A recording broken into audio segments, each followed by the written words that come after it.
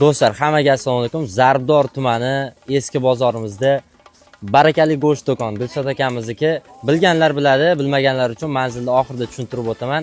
Har juma kuniga xudo xolasa 120 ming so'mdan go'shtlarimizni aksiya narxida sotishni rejalashtirganmiz. Bemalol kelib har jumaga yuqorida aytgan summamni olib ketsangiz bo'ladi.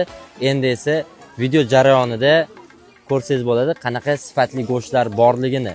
Xullas, sifatli go'shtlarimiz Jaydar o'zimizning mesni go'shtlar bo'ladi. Aka, assalomu alaykum. Va alaykum assalom. Hozir siz mana shu go'sht olishga kelgansiz, to'g'rimi? Ha. Narxlari mana yozilgan. Biz videoda ham aytgandik, 120 mingdan xudo xolasa juma kuniga, har jumaga shunaqa aksiya boshlaganmiz Dilshod akam bilan. Go'shtlarini sifatiga gap yo'q.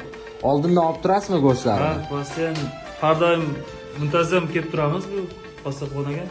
Uyda xolamlar, ayollar nima deydi? Go'shtni baribir ovqat qiladigan odam ko'proq tushunadi. Olib borganingizdan keyin muammo bo'lmaydimi? Maqtashadimi go'shtni? Ha, maqtashgan uchun shu yerda har doim mijoz sifatida kelib turamiz. Barakali do'kon. Go'shti ham mazasi, mesni, haqiqatan mesni muammo go'shtlari. Jaydari go'shtlari.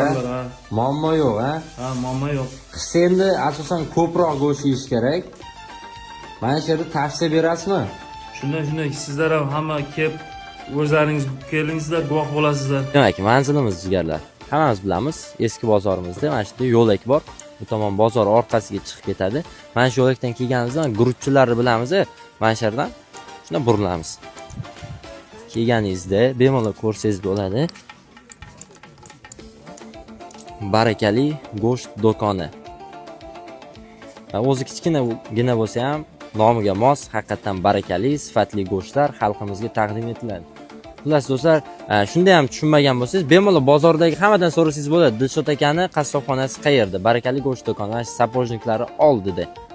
Hammani kutib qolamiz. Ko'rishguncha sog' bo'ling.